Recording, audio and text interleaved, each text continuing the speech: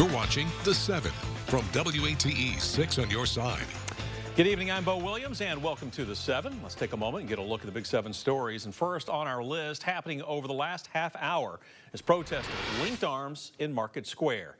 It's happening in several Tennessee communities. The event's dubbed Linking Arms for Change. The group Voices for a Safer Tennessee called for people to wear red and form a human chain in peaceful protest, calling for what it describes as common sense gun laws. In a press release, the group is asking for extreme risk laws, allowing authorities to temporarily remove guns from people who pose a risk to themselves or others. They want strong gun storage laws requiring gun owners to provide safe storage and report lost or stolen guns. And lastly, they want to close background check loopholes to keep guns away from dangerous people. Now, they say they hope to prevent another tragedy like the Covenant school shooting. And it mentioned that Evelyn Decaus, who was one of the victims of the shooting, in the days following the shooting, she was supposed to sing, What a Wonderful World, and she didn't get to. So that's one of the songs we're going to sing tonight. Coming up at 11 o'clock, we're going to hear more from those linking arms in Market Square this evening. And as we mentioned, this linking arms protest is happening in other communities as well. This is video out of Nashville. Organizers aim to make this human chain nearly 3 miles long, stretching from the hospital where the young shooting victims were taken all the way to the state capitol. Of course, the state capitol has seen a string of protests since the shooting.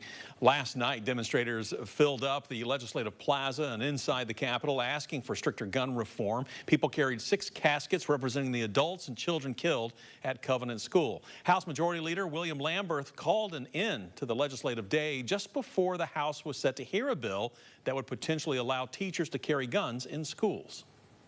Given the hour, I would make a motion that we consider the remainder of today's calendar at the top of the regular calendar on Wednesday. That's proper motion, proper second. I didn't even realize, quite frankly, what bill was next on the calendar. It is the remainder of the calendar that out of to order. move. I move to hold this bill on the desk. That means the bill is on indefinite hold, and the House will presumably take it up Wednesday. Even if it passes the House, it will not immediately go into effect. The Senate kicked it to 2024. All right, our next Big 7 story for you tonight. State workplace safety regulators investigating yesterday's trench collapse in North Knoxville. This time, last night, firefighters were working to help free the second of 2 men trapped by gravel at a construction site off of Inskip Road. Eventually, the 2 were sent to the hospital. One has since been released. The other, we're told, has more serious injuries and was still in the hospital at last check. State investigations are normal in this sort of incident. The process usually includes surveying the scene, reviewing company records and procedures, and conducting interviews. So they were actually construction workers working on the water system. They believed that they had a leak in their water tie from the KUB main, so they were working to find that leak. They opened up the trench in order to look at their piping, and unfortunately the trench gave in. We're told an investigator was at the work site through the day. Now, a workplace injury investigation can take between 6 and 8 weeks to complete. Now, that company that owns the development site, Southeast Capital, shared a statement saying, quote, "We were saddened to hear about the incident, but very thankful both men made it out." They continued saying, quote, "We are extremely grateful for the efforts of the first responders on site." Our next Big 7 story, a look into mental health challenges facing you and your neighbors in Knox County. It comes thanks to a report by the County Health Department.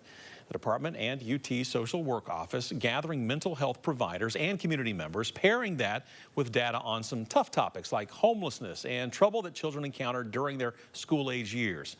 One notable takeaway, the most urgent issues impacting mental health in Knox County. According to mental health providers, those are childhood trauma, anxiety, and homelessness.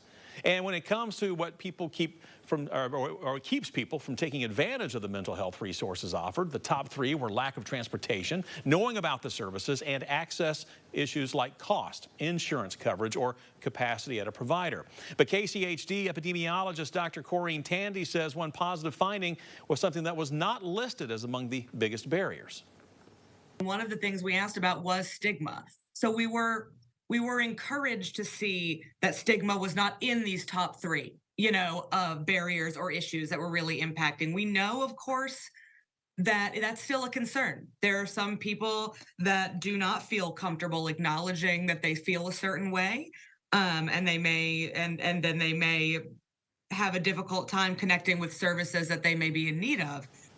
Now, the takeaway from this report, kids' mental health, with almost half of Knox County high schools reporting that they had experienced a bad childhood event of the sort which could increase their chance for depression or other problems.